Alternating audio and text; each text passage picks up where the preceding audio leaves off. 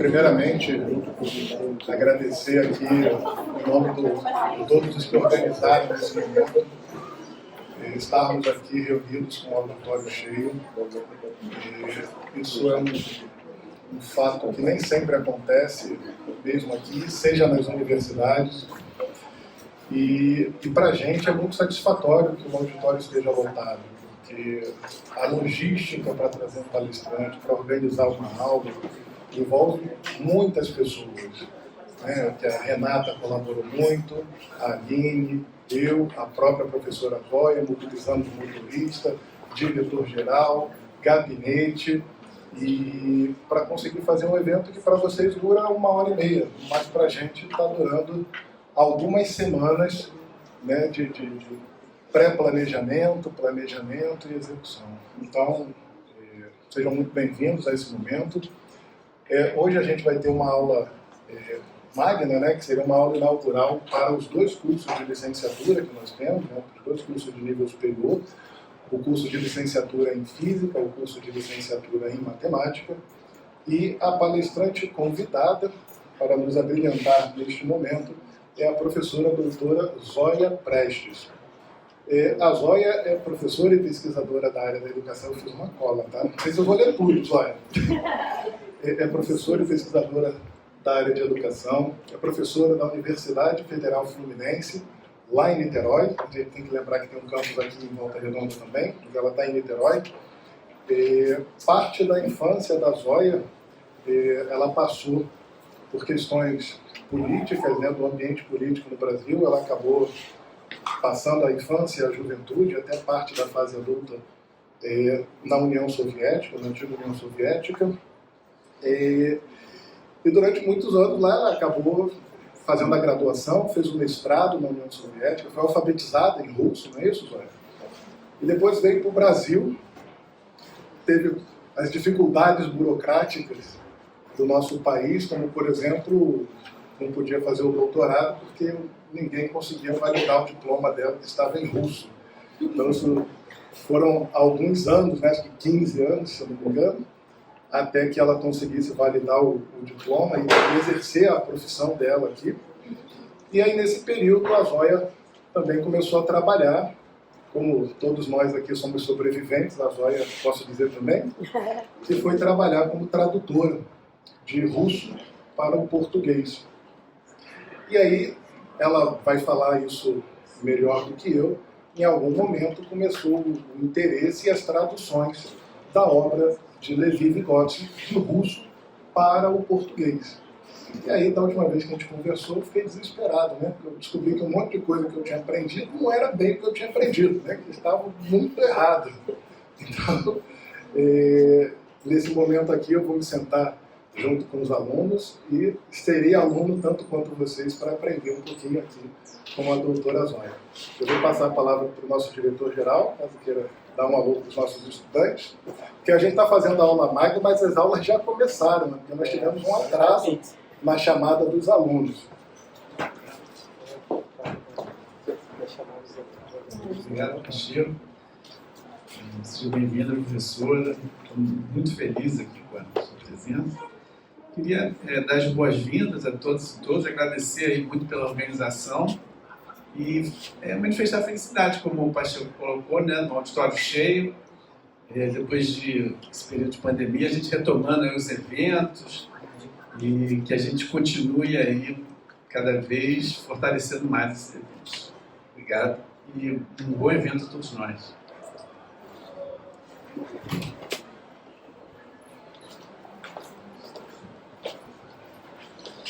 Alô.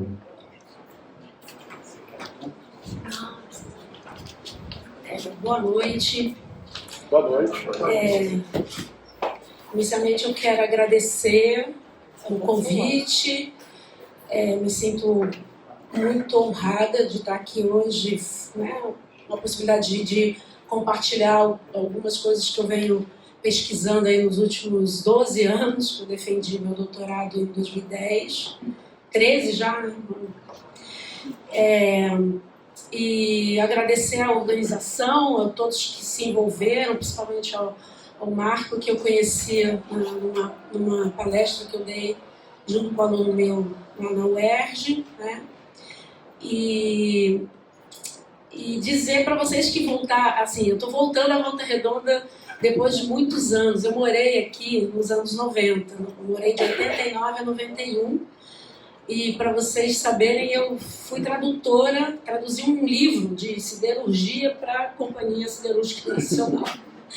Né? E era, como o Marco falou, era uma forma de sobrevivência mesmo. Então a tradução entrou na minha vida como uma forma de sobrevivência. Né? O russo ainda é uma língua considerada exótica, poucas pessoas falam, né? Ou estudam no Brasil e aprendem. Hoje eu estou com um aluno aprendendo russo. Então, voltar é também muito, muito emocionante. Né? Eu vivi aqui 2 anos da minha vida e foram anos bastante marcantes. Né? Aí eu queria combinar com vocês, assim, eu preparei os slides, são muitos slides, mas a grande maioria é de fotos. Tem alguns que têm textos. Vocês não precisam se preocupar de fotografar, eu vou deixar os slides aqui, né? Já está até na área de trabalho, e a única coisa que eu peço, assim, se for usar, dá as referências, né? As referências obrigatórias, né? Então, vocês podem ficar à vontade que os slides vão ficar, inclusive para quem quiser depois rever, e eu sei que é uma coisa, às vezes, que fica muito corrida, né? Então eu vou o símbolo ali no tique que está ali em cima é o meu grupo de pesquisa que eu tenho hoje, que se chama Núcleo de Tradução, Estudos e Interpretação das Obras do Representantes da Teoria Histórico-Cultural. A teoria histórico-cultural é assim que se chama a teoria que o Vygotsky criou, né, na União Soviética ainda. Né? E o tema é um tema que a gente combinou, né, Marco? A gente combinou um pouco, né? Eu fiquei até assim, mas o que eu vou falar? Né? Licenciatura, matemática, física, mas fiquem à vontade. Aí eu vou tentar falar, aí eu peço que o Marco quando tiver uns 10 minutos, assim, já para 1 hora, né? Você me avisar para eu poder também me organizar, tá bom?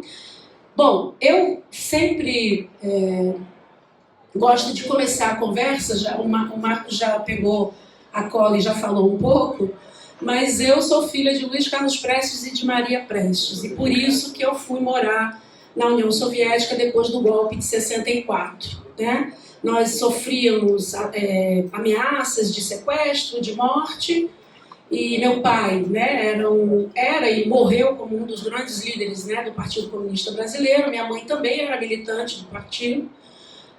Se vocês quiserem saber mais da vida, principalmente da minha mãe, a segunda mulher dele, né, eles tiveram 7 filhos, eu sou uma das filhas, e nós fomos, né, em função do golpe, a gente foi morar na União Soviética. Minha mãe escreveu um livro muito interessante, que é a biografia dela, e é um lado mais familiar do meu pai.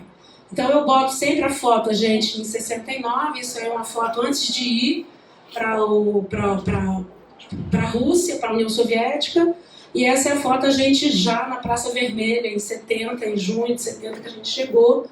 É curioso que aqui, meu pai e o Gregório Bezerra, que era um dos militantes, né, e membros do Comitê Central, se afastaram para não aparecer na foto, mas eles aparecem aqui na foto.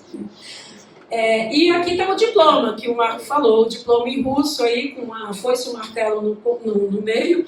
Vocês podem imaginar o que eu tive que enfrentar para poder revalidar esse diploma. As pessoas olhavam, né, não entendiam. E eu saí, né, formada em Pedagogia e Psicologia Infantil pela Universidade de Pedagogia de Moscou, e consegui revalidar em 85, que eu me formei, consegui revalidar a graduação em 97 e o mestrado só em 2005, que aí eu pude fazer o meu doutorado, tá? E aí eu organizei da seguinte forma: eu vou falar um pouquinho da trajetória pessoal e profissional do Vygotsky, e vou intercalar um pouco aí com a minha também, falar um pouco porque, quer dizer, eu não preciso nem mais falar porque que eu fui trabalhar com a tradução da obra dele, né? Eu, formada em Pedagogia e Psicologia, E trabalhando com tradução foi um momento muito importante na minha vida, o doutorado, porque eu juntei as 3 áreas, né? A pedagogia, a psicologia e a tradução, né? Então foi um trabalho que eu fiz, foi muito feliz em encontrar a professora Elizabeth Tunes, que me orientou lá, a professora de Brasília, foi maior felicidade ainda. E até hoje nós trabalhamos juntas, ela foi aprender russo, então é uma pessoa que a gente trabalha muito junto e faz tradução junto. Bom, aí, como eu falei, fotos, né? O Vygotsky nasce no final do século XIX, em 1896, numa cidadezinha na Bielorrússia chamada Orchá. Mas quando ele era ainda pequeno, bebê, a família muda para uma cidade chamada Gomel. Aqui vocês estão vendo os pais dele. O pai era um funcionário bancário, tinha uma ligação muito forte com organizações judaicas. Eles, né, eram uma família de judeus, né? O Vygotsky era judeu, e isso tem uma implicação hoje. Inclusive, tem muitos estudos na Rússia sobre essa questão judaica na obra dele. A gente está traduzindo alguns, eu acabei de traduzir alguns artigos sobre isso, que é uma coisa que nos interessa muito. Aqui a casa onde eles moravam, ocupavam aqui essa parte aqui superior, né? E para vocês terem uma ideia, esse prédio até hoje está lá. Eu estive lá em 2015 e estou aqui como um pesquisador que é de uma universidade que a gente tem convênio na UF. Eu fui fazer pós-doutorado lá com ele. Então o prédio continua lá e hoje ele acolhe a Filarmônica da cidade, né? Que é a cidade de Gomel. Bom, aqui uma outra foto do Vygotsky com a irmã mais velha, ele com 3 anos de idade, né? Esse aqui é ele, essa é a Ana, né? Aqui é o certificado de conclusão do ensino médio dele. Vocês podem olhar aqui tudo com nota 5, é a nota máxima.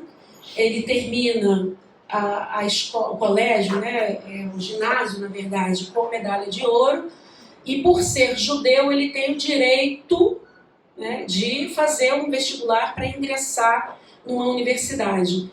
Só que para ingressar, além de ter a medalha de ouro, ele tinha que fazer um exame. Então a cota lá era o contrário, né? Quer dizer, não era para acesso, mas era para limitar mesmo. Então ele faz o exame, ele faz uma prova e entra para a faculdade de medicina, muito por pressão da família, né? Mas não dura muito tempo, ele muda para direito, para a faculdade de direito, 4 meses depois, eu acho. E também, concomitantemente, vai entrar numa universidade chamada Chanyavsky, que era uma universidade popular e que era de acesso livre para todos.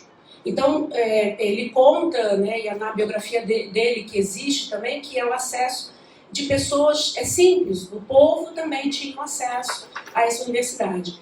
E uma coisa interessante dessa universidade comunitária é que ela não tinha um currículo pré-determinado.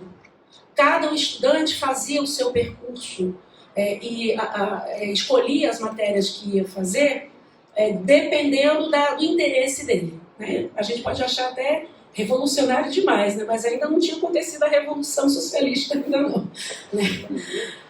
Bom, aqui ele cumprimos, ainda bem jovem, principalmente o Davi vai ter um papel muito importante na vida dele, vai ter uma influência muito grande. Ele era um pouco mais velho, era um primo que o pai adotou, porque os dois, porque eles são irmãos, o pai morreu muito cedo e a família, o pai do Vygotsky adotou os 2 primos e eles conviveram durante muito tempo.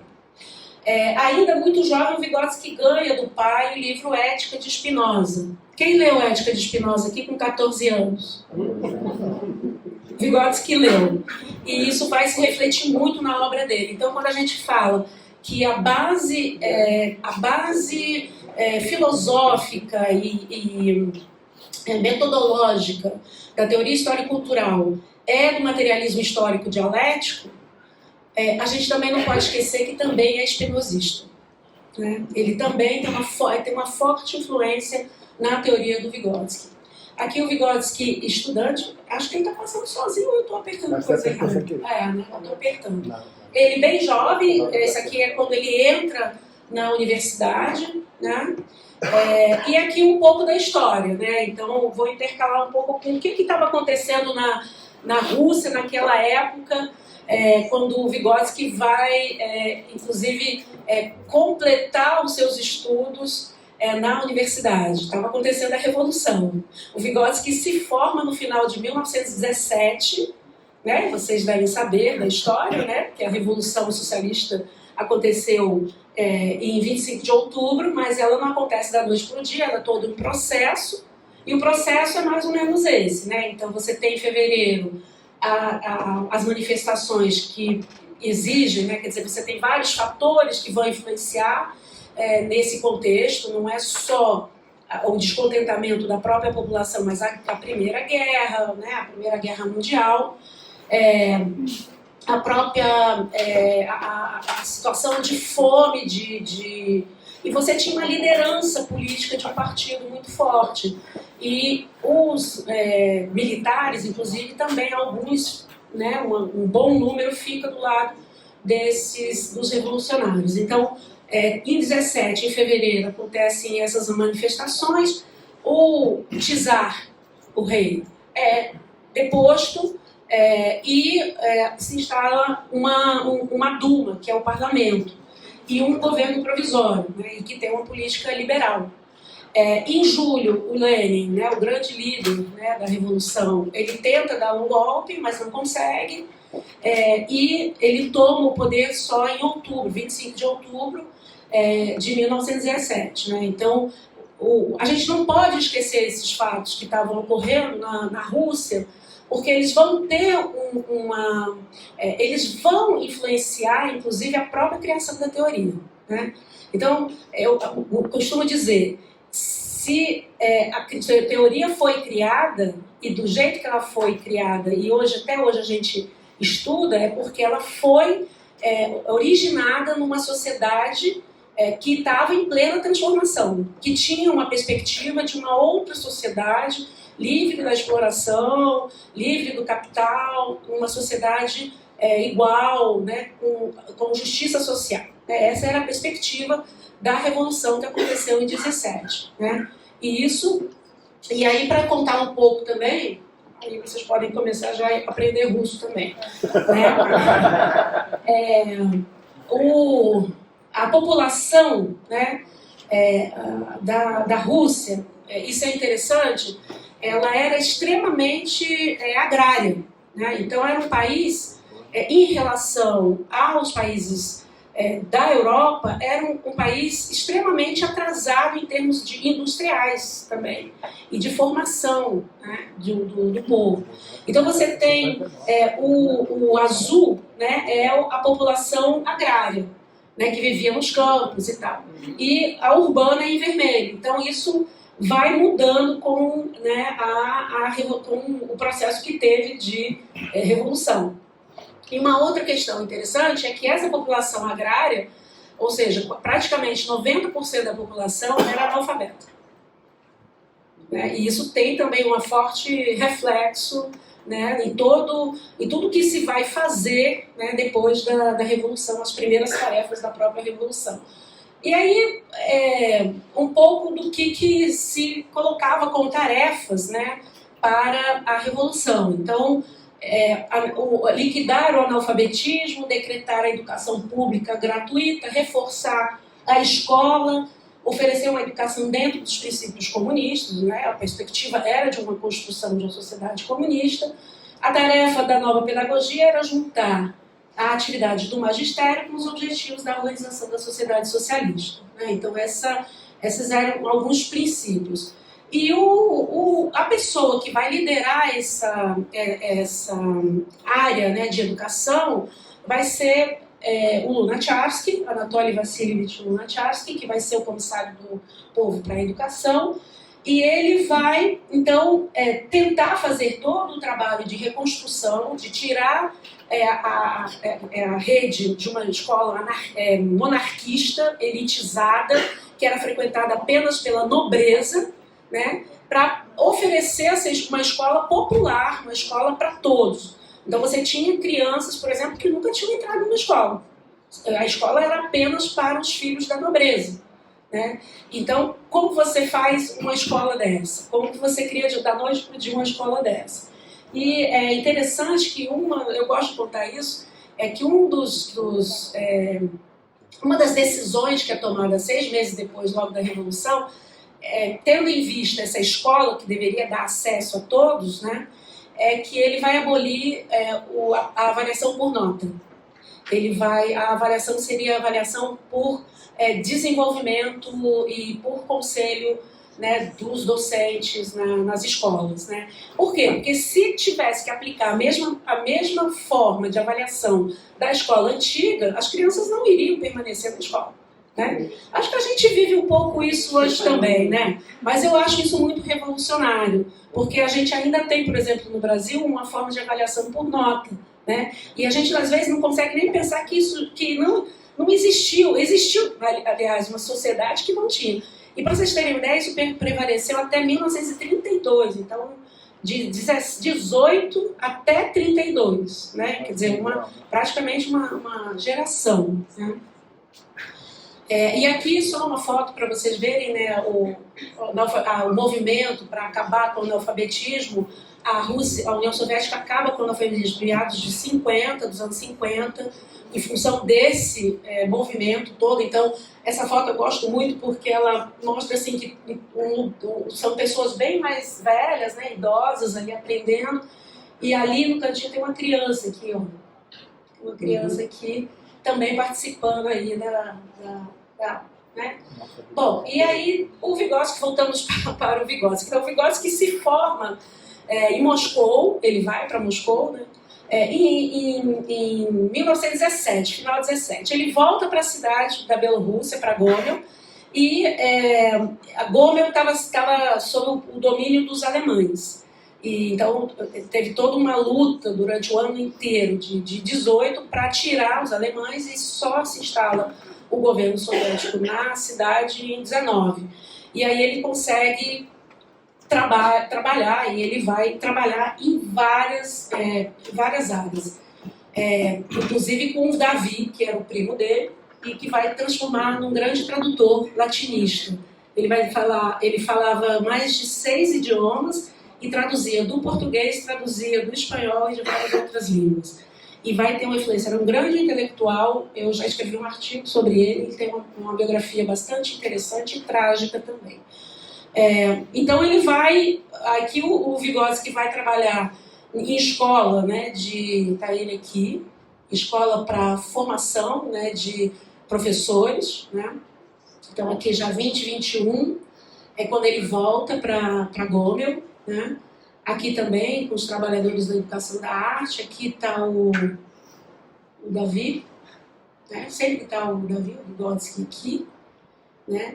E uma das coisas que ele vai fazer é uma revista, ele vai editar uma revista de arte. O Vygotsky, no início, ele não tem uma formação em psicologia, apesar de chamarem muito ele de psicólogo, né? A gente vê o tempo inteiro, mas ele não tinha formação em psicologia, a formação dele era em crítica literária, e é o que ele vai ser no início da trajetória dele.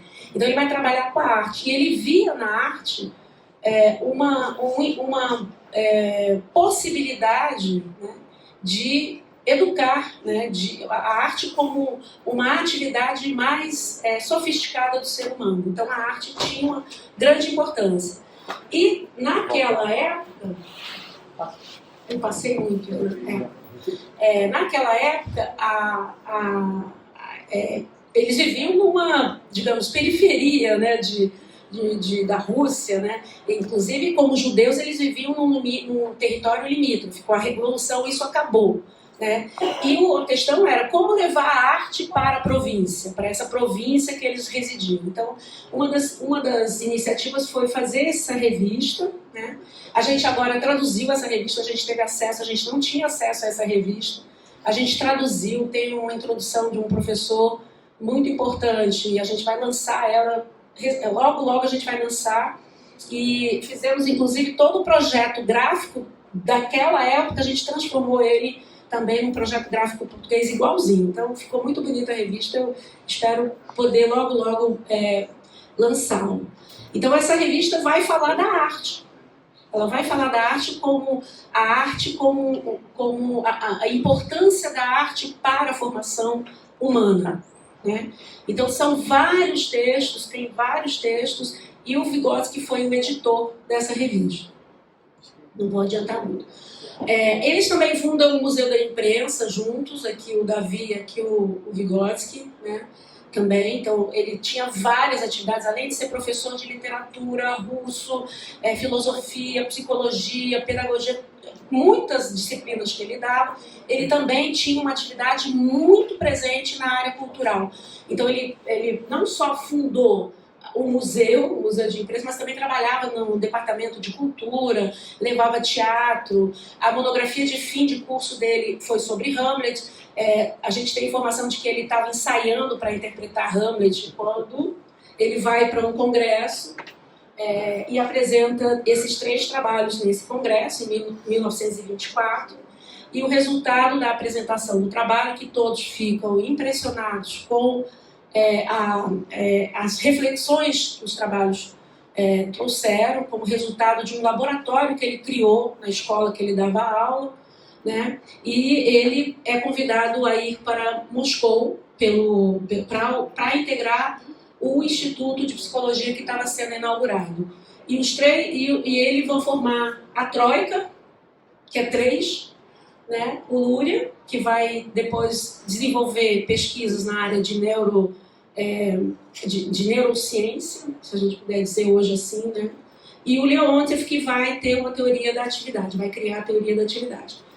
Então, fazendo uma breve, digamos, a síntese, né, do contexto, né, do surgimento da teoria, e também acrescentando outras informações importantes, né, a teoria ela surge num contexto de mudança social radical e que impôs de uma necessidade de uma escola para todos, né? Então, a escola ela teria que sair daquela escola elitizada de uma escola popular, né, voltada para todas as crianças e adolescentes e idosos. No campo científico, no início do século XIX, tinha um embate muito forte sobre a questão, né, quer dizer, o que é biológico, né, então, o que é biológico e o que é social. Então, você tinha uma predominância dessas tendências, né, metafísicas, biológicas, evolucionistas, naturalistas e deterministas. Então, isso, obviamente, vai também estar presente nas disputas científicas, digamos assim, né, no campo científico, na União Soviética. E o Vygotsky vai participar dessas disputas, né? E ele vai participar como? Né? Ele vai participar questionando, né? E tentando mostrar que, na verdade, né, nós somos resultado das nossas relações sociais, né? Nós somos seres sociais, né? Nós já nascemos, aliás, sociais, porque nós somos relacionais. Nós nascemos com a necessidade do outro, né? O ser humano não ele nasce completamente dependente, né? Então eu vejo muitas vezes falar e citar Vygotsky falando que o Vygotsky fala de socialização. Aí já vai um recado. Eu acho um equívoco falar isso, porque para ele o social já está dado. O social já existe. Inclusive quando denominam a teoria dele de sócio-histórico, né? Tentando trazer o social como uma categoria, uma categoria na teoria dele. E não que não seja importante o social, tanto é que ele fala, né? Fala de compensação social do defeito, né? E é isso aí, depois a gente até pode conversar. Mas a psicologia e a pedagogia, né, elas tinham esse debate. Esse debate estava colocado como um debate que precisava ser feito. Né? O que é? Né? O que é biológico e o que é social no desenvolvimento humano? E aí o Vygotsky vai fazer essa crítica muito bem fundamentada, e fundamentada no materialismo histórico dialético e no Spinoza também, né? E vai indicar os caminhos de uma nova psicologia, uma nova pedagogia, né? E que vai ter esse nome histórico-cultural. A gente não tinha acesso a escritos do Vygotsky em que ele dissesse que a teoria dele se chama histórico-cultural. Recentemente saiu na Rússia, recentemente mesmo, um texto que ele tinha escrito como introdução de um livro do Leontiev, que foi um dos companheiros dele na criação da teoria, que era um livro sobre a memória, que é um estudo sobre a memória. O Vygotsky fez a introdução e aí essa é uma questão que eu também vou falar. O texto foi todo reformulado, editado, e retiraram essa parte do texto. Então encontraram o original. E no original ele mesmo denomina a teoria dele de história cultural. Então é muito interessante que a gente hoje também está tendo acesso. Então traduzir o Vygotsky não é só pegar o texto e traduzir. Entender o contexto é importante e também saber que hoje o trabalho dele, a obra dele está sendo recuperada, né, e está sendo, a gente está tendo acesso a algo que a gente não tinha antes, né? Bom, algumas coisas importantes, né?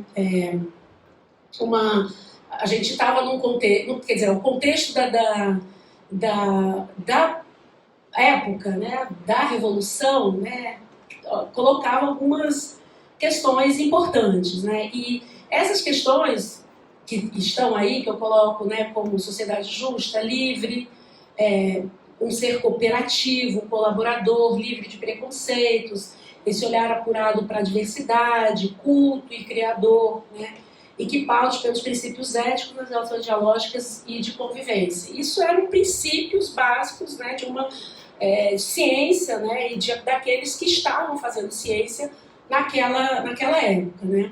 Então, são características formativas, né, e aqueles que se dedicaram a essas tarefas, né, também aderiram a esse movimento. Então, também se falava muito que o Vygotsky não tinha aceitado a revolução, né? Outra mentira que se fala dele, né? Ele militou sim, ele aceitou sim a revolução, inclusive tem textos hoje dele conclamando a comunidade judaica para participar do movimento revolucionário. E depois, inclusive, ele vai ser até deputado por uma região lá de Moscou e vai, obviamente, abraçar todas essas tarefas que quer dizer, que a sociedade nova estava sendo ali construída, conclamava e pedia, né? E aí, obviamente, que o materialismo histórico dialético, né, de Marx, ele vai ser um norte, né, e inclusive de acusações feitas a ele como se ele não fosse marxista, e ele fica muito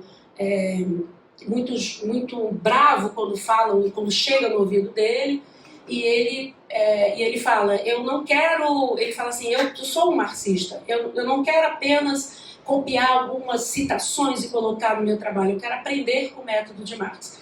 Então também um outro aviso, né, que a gente às vezes vê alunos reclamando de que os textos do Vygotsky são difíceis de ler. Obviamente que um olhar, né, ocidental, ou aqueles que não estudam, ou não estudaram, ou não leram, né, textos marxistas e que conhecem a metodologia adotada, inclusive de desenvolvimento do próprio texto, fica difícil mesmo, porque os textos do Vygotsky são desenvolvidos inclusive com essa metodologia de uma tese, antítese e tese. Então ele sempre vai buscar aquilo que está sendo discutido sobre o assunto e o fenômeno na época, vai estudar vai pegar vários autores, né, teoricamente falando, ele vai apresentar a crítica a todos esses autores para depois ele fazer apresentar a posição dele. Então, se a partir de agora vocês conseguirem ler os textos do Vygotsky exatamente com esse olhar, eu tenho certeza que vai ficar mais fácil. E essa frase do Marx é praticamente uma frase que sintetiza o que o Vygotsky vai fazer com por que ele está criando a teoria, né? Então ele vai dizer, Não são dois fenômenos separados, indivíduo e sociedade. Não, é o indivíduo social. Ele é social, né? Porque ele vive e convive, o ambiente meio só existe porque o ser humano interpreta este meio. Então, estou correndo aqui. E aí, algumas posições de Marx que são importantes, né? Que o Vygotsky com certeza se baseou nelas, né?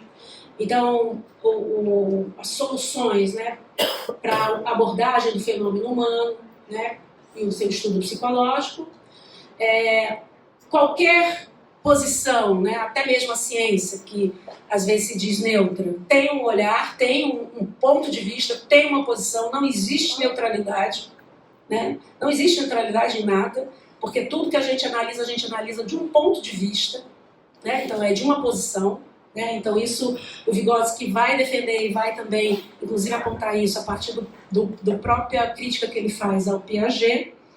O ser humano é uma realidade concreta, constituída de relações nas e de relações sociais, e transformando a natureza, o ser humano se transforma, criando cultura, civilização, enfrentando os desafios e evoluindo como espécie.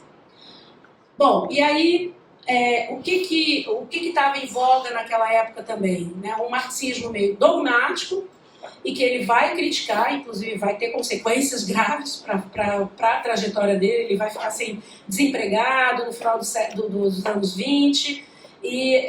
Por quê?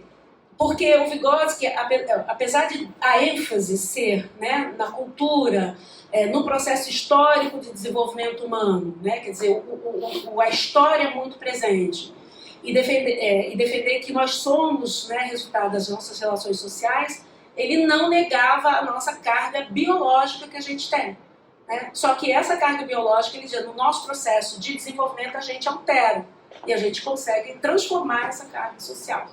Mas não pode ser negada. E por causa disso, ele vai começar a ser perseguido também. Então, aqui é uma frase de uma grande historiadora da psicologia soviética, dizendo que no início dos anos, né, assim, nos anos 20, teve início a reestruturação da psicologia para pô-la em bases marxistas. Ela ocorreu numa luta ideológica, intensa, e antes de tudo no Instituto de Psicologia de Moscou. Muitos nesse período destacavam formalidade na utilização da filosofia marxista, predominava a fraseologia marxista, no lugar da autêntica apropriação. E aí o que eu quero dizer para vocês é que o Vygotsky era um marxista autêntico. Ele não queria apenas citar, ou então apenas trazer frases. Ele estudava o marxismo para realmente tentar criar uma psicologia marxista, né? Então, ela emerge no contexto, né, a teoria histórico-cultural emerge no contexto histórico de transformação social e apresenta-se na ordem do dia um novo projeto de sociedade que visa um novo projeto de educação baseado no materialismo histórico dialético. Ele era um homem do seu tempo, algumas conclusões apenas, né? E apesar de, teoricamente, em termos de estudos teóricos, ter estado à frente do seu tempo, pois revolucionou com sua teoria a concepção de desenvolvimento humano. Inicia sua trajetória como crítico literário e teatral e chega à ciência e à pedagogia, à psicologia pela arte. E qual a importância disso? A importância é que a arte, para ele, como eu já falei aqui, só repetindo, né, é a possibilidade de educação das emoções, do comportamento, da tomada de consciência. E se vocês quiserem depois me perguntar mais sobre isso, eu respondo para vocês. Não vou usar meu tempo, né? De desenvolvimento da personalidade do ponto de vista ético e estético. A arte contribui com o desenvolvimento do controle do seu próprio comportamento, né? Autodomínio. E aí uma frase dele. A arte é a organização do nosso comportamento no futuro. Antecipa-o. É uma exigência que provavelmente nunca será realizada, mas que nos obriga a irmos a seu encontro, passando pela nossa vida até chegarmos ao que está por trás dela. Ele escreveu esse livro, Psicologia da Arte, né? E mais uma. A arte é o social em nós, e a sua ação se realiza apenas em um indivíduo. Mas isso não significa que suas raízes e essências são individuais. Seria muito ingênuo compreender o social apenas como algo coletivo, como a presença de um conjunto de pessoas. O social também está onde há uma pessoa e suas vivências particulares. Por isso, a ação da arte, quando ela provoca catarse e atrai para esse fogo purificante os abalos mais íntimos e mais vitais de uma única pessoa, é social. Bom, isso é muito, muito importante. Isso aqui é o livro dele, né, que foi escrito em 25 e publicado apenas em 65, pela primeira vez, em função, inclusive, da proibição da obra dele. Aí algumas fotos mais. A única viagem que ele fez a Londres para um congresso de crianças surdas, tá aqui embaixo, escrito, Conferência de Educação de pessoas surdas em Londres, em 25. E aqui ele na universidade que ele dava aula, Universidade de Pedagogia, e o prédio está lá. Eu faço questão de mostrar para vocês, o prédio até hoje está lá, e foi a universidade que eu estudei, a mesma universidade.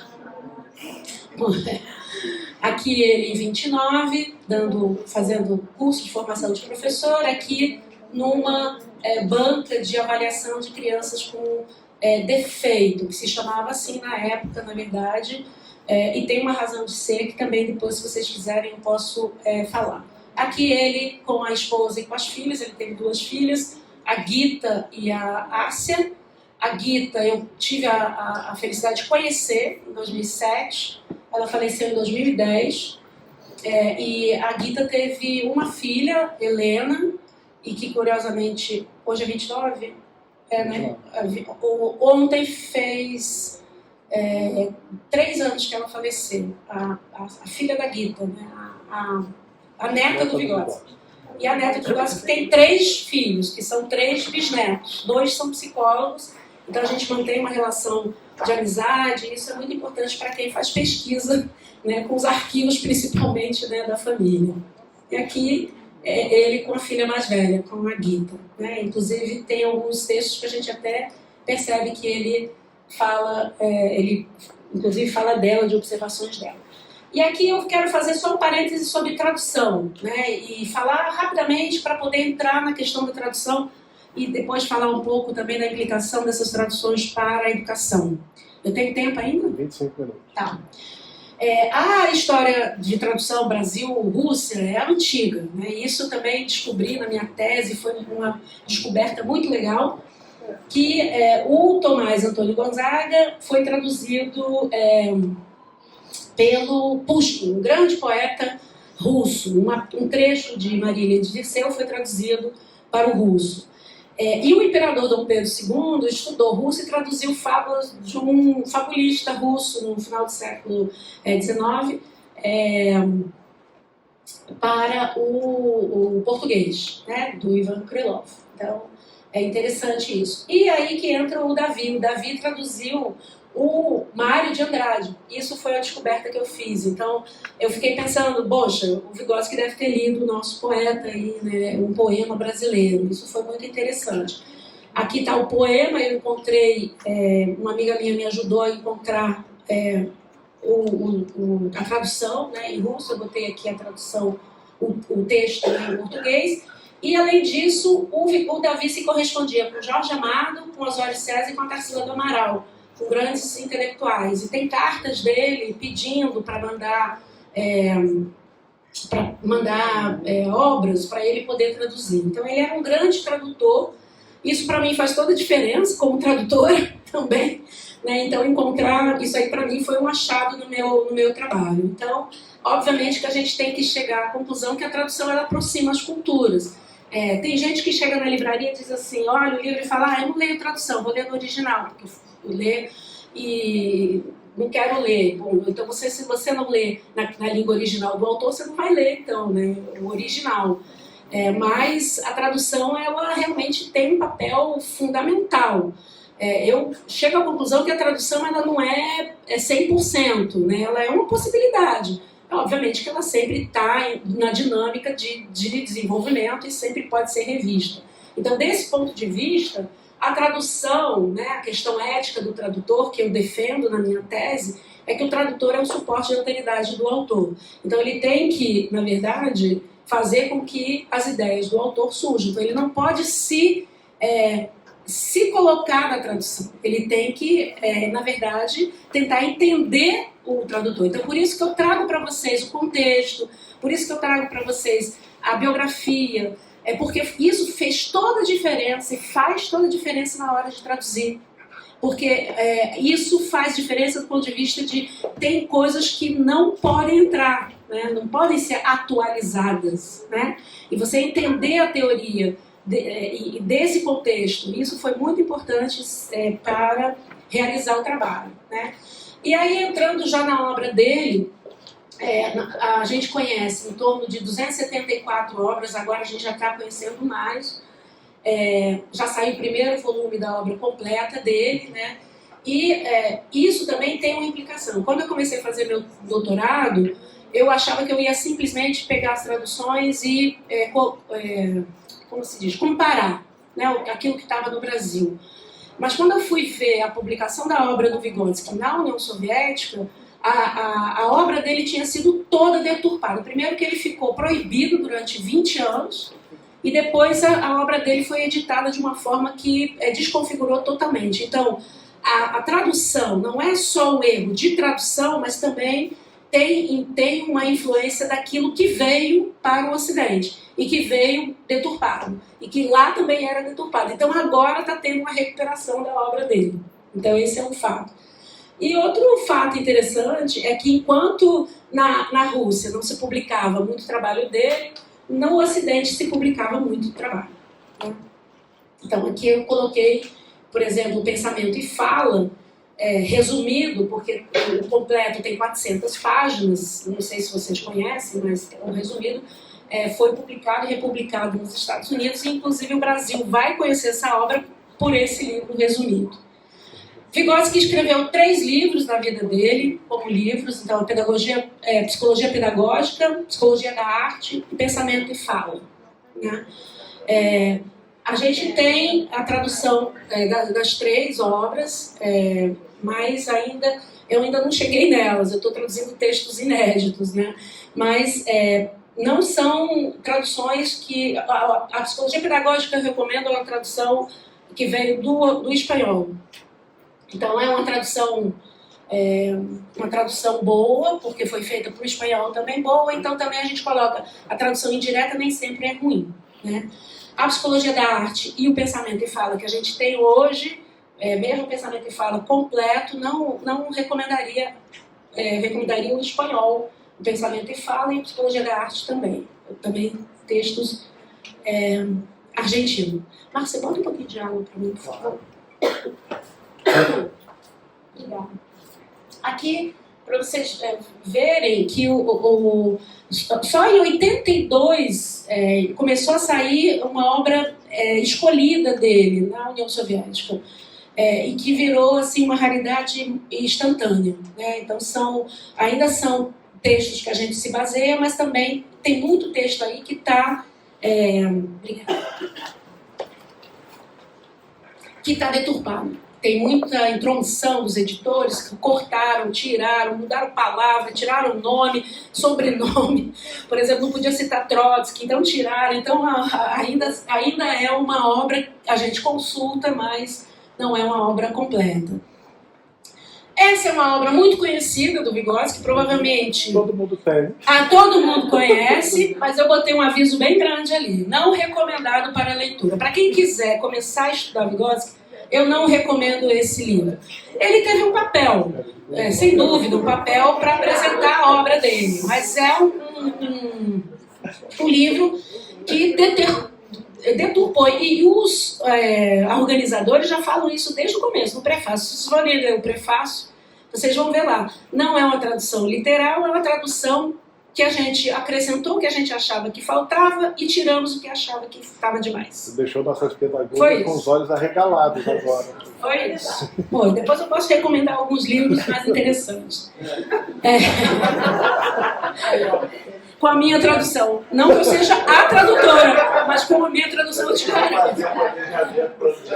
E aí algumas coisas importantes, só para entrar já na questão da educação, né?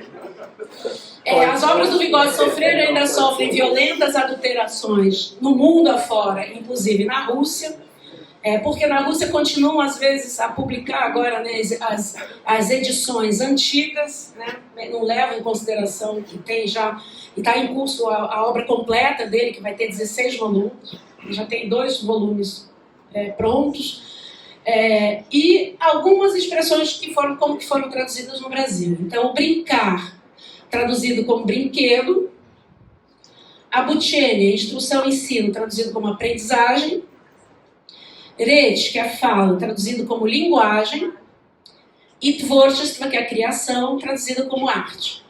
Bom, e aí acho que eu não preciso falar muita coisa para dizer o que implica isso no processo de educação, né? Ainda mais traduzir, por exemplo, o tvorчество, que é a criação, que é um fenômeno humano, né, que faz parte da arte, está na base da arte, e para o Vygotsky a arte tem um papel fundamental no processo de desenvolvimento da personalidade, você traduz como arte. Então é complicado, né? Então esses conceitos são de suma importância para o campo educacional e sofreram com falta de cuidado nas traduções, né? Acarretando distorções. Então eu trouxe aqui para defender aí a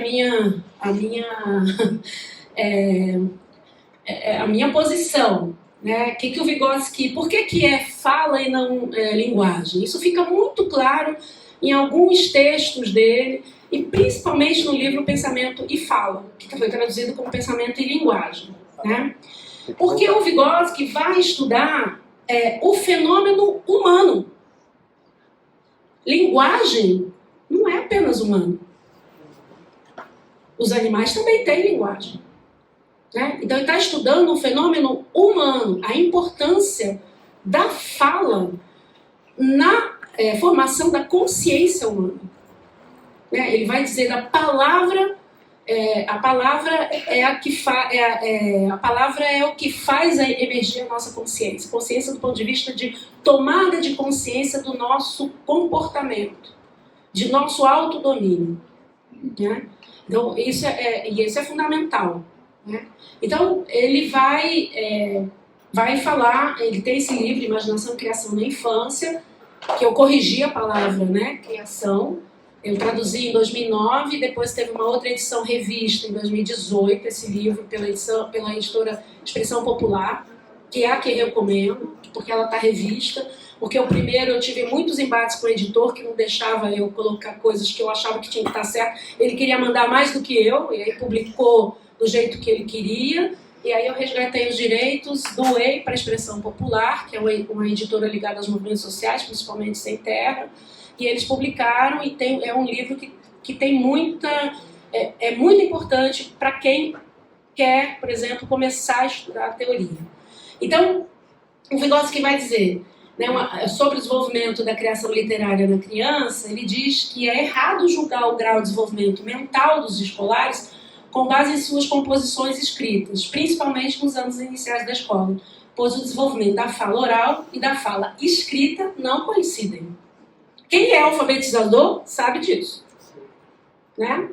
Enquanto a fala oral é sempre compreendida pela criança, surge do contato vivo com as pessoas, é uma reação natural da criança ao que está à sua volta e a influência, a fala escrita, ou podemos dizer, o registro da fala é bem mais abstrato e a criança não sente uma necessidade interna de alcançá-lo. Ou seja, qual a implicação para a educação? É você criar a necessidade da fala e necessidade da escrita. Então, a criança não é natural, ela não vai pegar o lápis e sair escrevendo.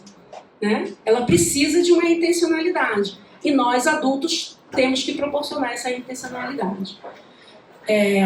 Então, o importante é criar a necessidade de escrever na criança, ajudar a dominar os meios de escrita, tendo em mente que quanto mais novo, mais simples será a sua fala escrita. E ao responder ao questionamento sobre o sentido e o significado da criação literária infantil, Vygotsky responde: o seu fala, né, sentido, é que ela aprofunda, amplia e purifica a vida emocional da criança, que pela primeira vez é despertada e afirmada num tom sério. Por fim, seu significado é que ela permite à criança, ao exercitar seus ímpetos e capacidades criadoras, dominar a fala humana. esse instrumento delicado e complexo de formação e de transmissão do pensamento, do sentimento e do mundo interior humano. Então a fala, ela é um fenômeno psicológico, ela é uma função psicológica superior, eu gosto que às vezes chama de uma função cultural, porque a gente não nasce com ela, a gente desenvolve a fala, ela tem uma implicação fundamental na formação, né, no controle do nosso comportamento, no controle da nossa no compreensão, inclusive, pela criança do mundo, né? O que é preciso compreender é que a fala é individual e a linguagem é social.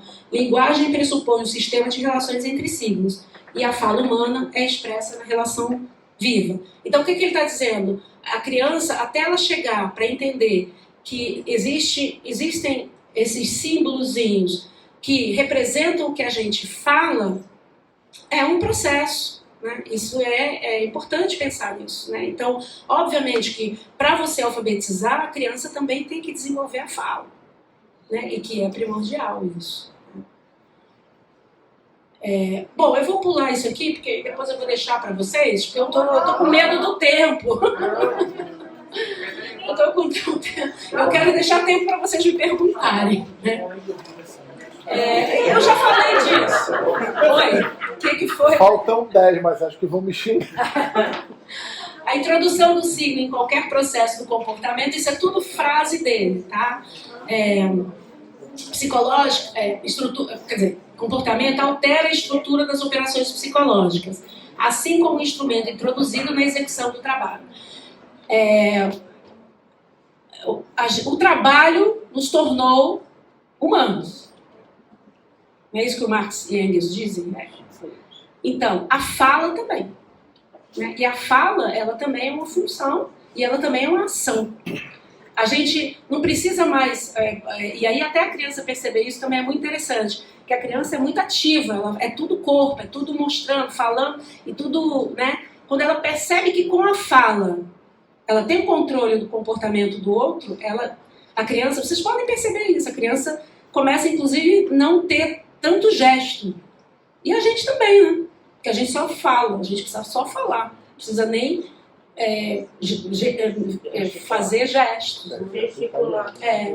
É exatamente a estrutura que une processos isolados na composição do procedimento cultural do comportamento que transforma este procedimento em função psicológica, que executa a tarefa relativa ao comportamento como um todo. Né? Então, essa é a questão da fala. Né? Então, ele vai, na verdade, dizer do desenvolvimento cultural. Então, isso que eu falei. A função que emerge. Então, por exemplo, a gente não nasce falando, a gente não nasce com a memória mediada, a gente não nasce com pensamento lógico, a gente não nasce com pensamento verbal. Então, são funções que a gente desenvolve na relação social. Então, o que eu chamo muitas vezes a atenção de professores e futuros professores é que o conteúdo de disciplinas, né, que a gente tanto defende, né, e tal, ele é um meio. Ele é um meio para o desenvolvimento. Então, se a gente começar a olhar para a importância do desenvolvimento e não da aprendizagem, muda muita coisa. Né? Então, tem um artigo, depois eu posso até passar para o Marco, do bisneto do Vygotsky, que ele escreveu e a gente traduziu, publicou numa revista aqui, e que ele tem uma frase muito interessante, que ele fala, não é ensinar matemática, é ensinar com a matemática. Ensinar com a matemática visando o quê? O desenvolvimento. Né? Então, tem implicações bastante importantes aí. Né? Então, assim como a gente dominou os instrumentos de trabalho, a gente domina os instrumentos culturais, as nossas funções culturais, que ele chama de autodomínio e desenvolvimento cultural. Então, temos fundamentos para supor que o desenvolvimento cultural consiste na apropriação de comportamentos que se baseiam na utilização e emprego de signos como meios para a realização de certa operação psicológica. que o desenvolvimento cultural consiste no domínio desses meios auxiliares do comportamento que a humanidade criou no processo de seu desenvolvimento histórico e que são a língua, a escrita, o sistema de cálculo, tudo. Então são instrumentos culturais dos quais a gente se vale. Então a cultura é tudo que a gente cria, né? Que a gente criou para além do que é a natureza e que a gente se vale. E a gente se vale deles para o nosso domínio e para o desenvolvimento nosso. Né? Bom, aí outro exemplo, outro conceito, que aí eu acho que vocês devem conhecer. Né? Eu coloquei em russo ali, mas também botei em português, que vocês devem conhecer como Zona de Desenvolvimento Proximal. E que eu dou uma outra tradução, faço uma outra tradução, obviamente argumentando, né, que o proximal não, e nem o imediato, porque tem uma tradução do Paulo Bezerra que traz a palavra imediato ao invés de proximal. Então eu argumento, então eu busquei, né, quer dizer, é um conceito tão banalizado, ele está tão presente, que parece assim que está na ponta da língua de qualquer professor. É fazer junto para depois ele fazer sozinho, é isso? Não? Não? Mas é muito complexo, é muito mais que isso. Né? É muito mais que isso. Mas o que hoje a gente percebe é um pouco, né, quer dizer, essa banalização do conceito. Eu vou trabalhar com a criança vai aprender, e inclusive fala como de aprender e de trazer como se fosse apenas o conteúdo que fosse importante, né? Então, tem essa... botei aqui para vocês que tem gente que acha que pode quantificar, pode aferir a zona de desenvolvimento, né? E também como se ela pudesse ser, né, quantificada. E outro erro que tem em formação social da mente é que coloca um tal de nível potencial que em nenhum trabalho do Vygotsky que ele trabalha com esse conceito tem nível potencial. Então, isso é um erro horrível, porque colocar um nível potencial de desenvolvimento é uma visão determinista. E o Vygotsky jamais seria determinista. Então ele fala de um duplo nível de desenvolvimento. Ele fala do desenvolvimento atual, ou seja, aquilo que a criança já domina, e aí a gente faz atividades com essa criança para a gente perceber o que ela domina, para tentar agir naquilo que está em processo de desenvolvimento, ou seja, aquilo que está na iminência de ocorrer. Por isso que eu sugiro a tradução como zona de desenvolvimento iminente, que está aqui embaixo. E aí aqui eu falo um pouco do que eu já falei para vocês. Né? Não tem nenhum lugar... ele fala em 8 obras desse conceito, não tem em nenhum lugar esse nível potencial, só no Formação Social da Mente, que não é do Vygotsky, eu não atribuo esse livro ao Vygotsky. Desenvolvimento não é acúmulo, mas a transformação e possibilidade para o Vygotsky. A atividade impulsiona o desenvolvimento e a mudança de proximal para iminente não é um capricho da tradutora. Eu já expliquei aqui para vocês por que eu mudo. Então, aqui algumas citações, né, dele falando desse conceito. Né? Pesquisas permitiram aos pedólogos, isso era uma profissão na época, que eram... A gente poderia comparar com psicopedagogos, mas é uma comparação meio grosseira, mas eu posso depois explicar. Pensar que no mínimo, e o Vygotsky criticou muito os pedólogos, e aí por isso que também ele foi proibido. No mínimo deve-se verificar o duplo nível de desenvolvimento infantil, ou seja, primeiramente o nível de desenvolvimento atual da criança, isto é, o que hoje já está amadurecido, e em segundo lugar, a zona de desenvolvimento iminente, ou seja, os processos que no curso de desenvolvimento das mesmas funções ainda não estão amadurecidos, mas já se encontram no caminho, já começaram a brotar, amanhã trarão frutos, amanhã passarão para o nível de desenvolvimento atual.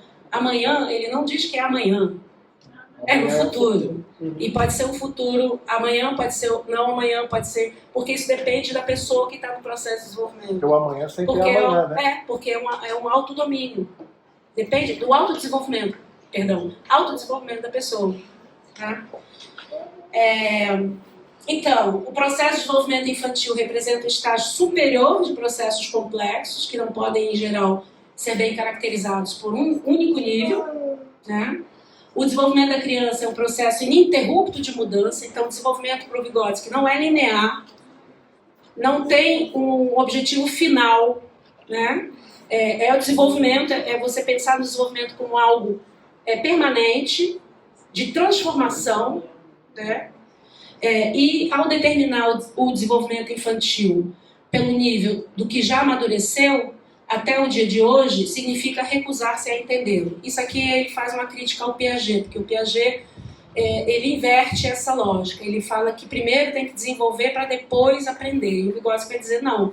E nem é aprender. O Vygotsky vai dizer a atividade, e aí ele fala de várias atividades, diferentes períodos de vida, principalmente da criança, que ele tratou mais da criança, são atividades que vão fazer o desenvolvimento acontecer.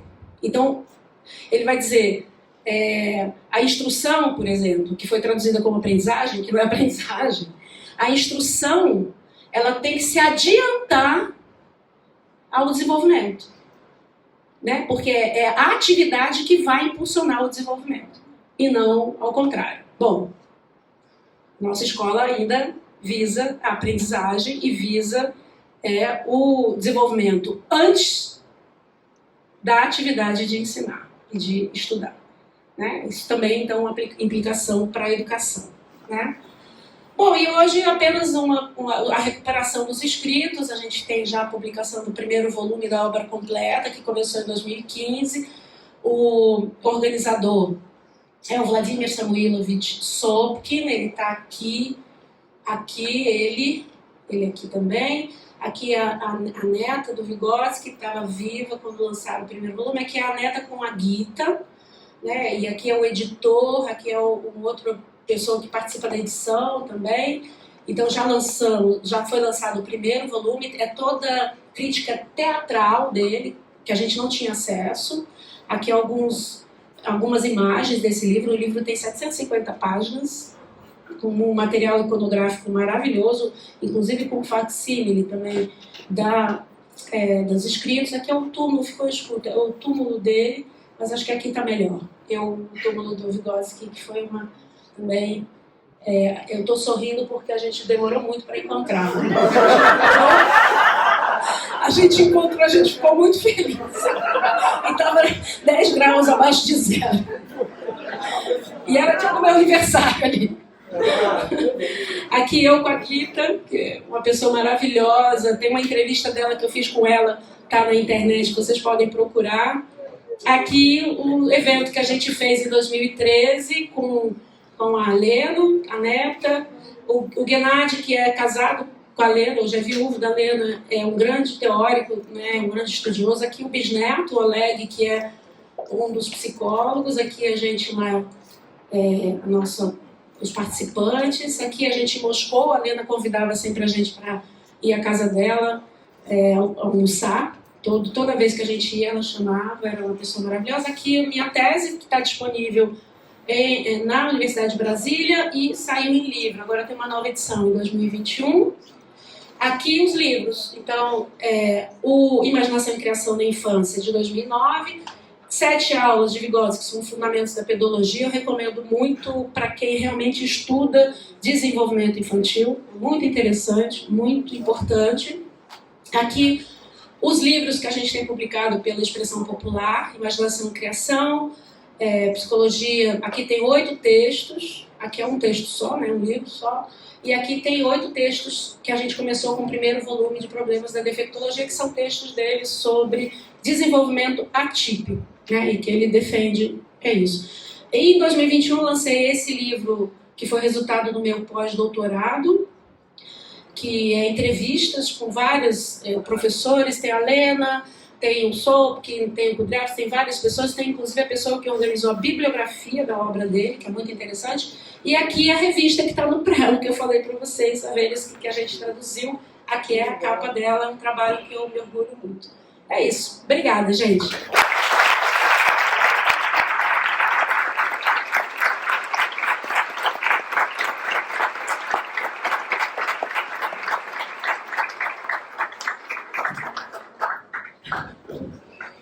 Bom, pessoal, agradecer a professora Zóia. Acho que ninguém quis levantar, né? Alguns até esqueceram que vai ter aula depois, acho que não, né? E agora vamos abrir para as perguntas, tá? Quem quiser fazer pergunta, levanta o bracinho. Se tiver uma voz potente, pergunta daí.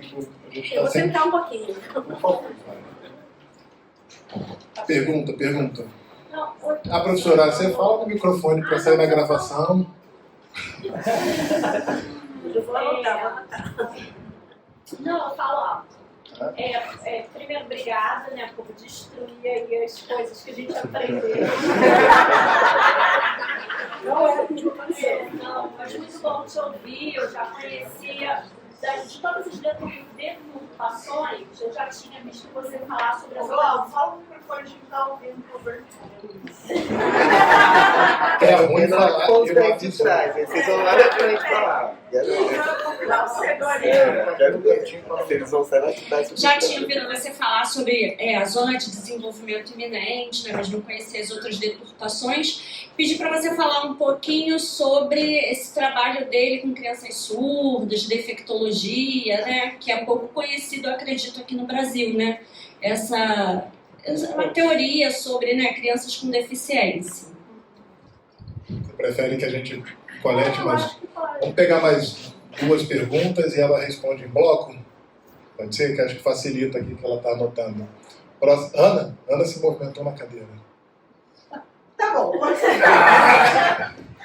Não dá para ouvir, né? Que a voz é potente. Não, é só dizer o seguinte: com frequência, você citou dificuldades em aquisição dessas obras para tradução. E de repente falou assim: a gente não conseguia, agora consegue. Eu fiquei um pouco curiosa você tá vendo? De assim, como que conseguiu? E também dizer o seguinte: parabéns pelo trabalho fantástico. Se eu posso completar com alguma coisa, é o seguinte: uma das maiores lições que você está trazendo, principalmente para a geração aqui, é a diferença de uma tradução para o que hoje está vulgarizando tanto, jogar em Google Tradutor. Que a gente tem que olhar muito para essa questão do contexto. Então, parabéns, porque uma das questões que mais acho que tocou a gente, todo mundo aqui levantou na cabeça, foi na hora que você falou da tradução. Parabéns pelo trabalho. A gente aprendeu muito. Aluna, você vem aqui no microfone? Você tem a voz igual a da Ana? Eu estou presa aqui. Não, vai ter uma aluna, é porque está gravando. Se eu falar Eu muito, queria só parece uma perguntar se ela tem alguma obra dela, assim, sobre essas experiências que ela teve com os familiares e todo esse acesso a, provavelmente, muitas coisas que a gente não tem para acesso próprio, sabe? Se você tem alguma obra, qualquer coisa com isso. Pra onde? Vou passar para a Giovana. Posso passar para a aluna primeiro? Amanhã tu tá aí? Amanhã tu vai estar aí? Então vou passar para a aluna primeiro.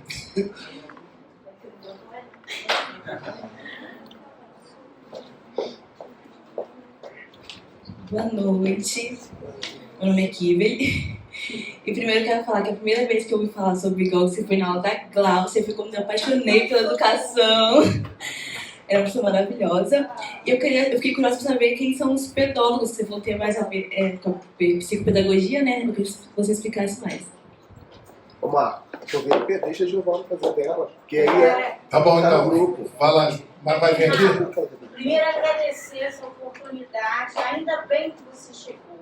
Né? Quanta coisa que a gente poderia fazer errado, coisas equivocadas ainda nessa vida, nessa trajetória docente. Que bom você estar aqui. E eu li a respeito do D e do T, Vygotsky e do Vygotsky. Aí eu gostaria que você falasse para todo mundo também. Tá? Muito obrigada. Então a gente vai encerrar aqui nesse bloco de 5 perguntas e depois, se tiver tempo, a gente abre para mais perguntas. Tá bom? Primeiro, obrigada pelas perguntas, são bem interessantes. E vou começar pelo DT. Eu trato isso no meu trabalho, também foi uma curiosidade, né? Vocês viram que o Davi, ele permaneceu com D, e só o Vygotsky que mudou para T. Então tem algumas lendas, né? E uma que é mais plausível, né, do meu ponto de vista, é que o Davi, ele já era uma pessoa muito famosa quando o Vygotsky chega em cena na ciência. E o Vygotsky pega e muda o D para T. Tá? Essa é uma das lendas, né? E tem uma outra que a família, quer dizer, o sobrenome vem de uma cidade, ou de um lugarejo chamado Vygoda. E Vygoda em russo é vantagem. Então o Vygotsky falava assim, imagina, a gente não pode ter uma família que vem de uma palavra vantagem, né? E aí também ele muda para T. E ele foi o único, porque a Gita não mudou ninguém, só ele que mudou. Então são duas versões que existem para ele ter mudado, né, de D para T. Uma para diferenciar do Davi e a outra por causa da origem do sobrenome. Né? Então isso é sempre interessante quando a gente chega nessas lendas. Né? Eu não entendi o seu nome. Kiveli. Então, Kiveli, quando chega a Revolução, existe, assim, dentro da tarefa, né, de pensar a nova pedagogia e psicologia na União Soviética, né, eles vão beber muito na fonte da pedologia. A pedologia era uma ciência, ela nasceu nos Estados Unidos, podia ser coisa boa, né? Nasceu nos Estados Unidos, né? Mas eles rapidamente, teve até um congresso que teve de pedologia na Argentina, e o cara que criou chamava... agora me fugiu o nome, gente, olha. Depois eu me lembro, eu te falo. Mas eles rapidamente eles desistiram, mas ela penetrou muito a Europa. E é uma ciência que trata do desenvolvimento da criança. É uma ciência que o objeto dela é o desenvolvimento da criança. E no início, até a morte do Lenin, digamos assim, né, na União Soviética, você tinha muito acesso livre à obra de todos os cientistas da Europa. E o Vygotsky lia em alemão, lia em inglês, lia em francês. Ele era uma pessoa poliglota, ele estudava. E ele vai beber também na fonte dos pedólogos alemães, principalmente. Vai estudar pedologia e vai fazer uma proposta da pedologia dele. Né? E que tem até o livro, as 7 aulas de pedologia, que foi que eu traduzi. Mas a pedologia que vai vingar mesmo na União Soviética vai ser uma pedologia de uma visão muito baseada em teste, aplicação de teste, uma visão determinista, entendeu? De um cara chamado Zalkin. E o Vygotsky vai criticar, mas não vai ter muito eco a crítica que ele faz, né? E para você ter uma ideia, os pedólogos começam a ocupar os espaços dos pedagogos nas escolas, porque eles entravam na sala de aula, aí eles assistiam à aula, e depois eles faziam, conversavam com o professor o que o professor fez de errado. Por isso que eu comparei um pouco com o psicopedagogo, mas é uma comparação meio grosseira desse ponto de vista. E aí, tem uma... O que acontece? Eles começam a aplicar teste, e quem fica na escola, as crianças que ficavam na escola eram crianças que só tinham um QI mais alto.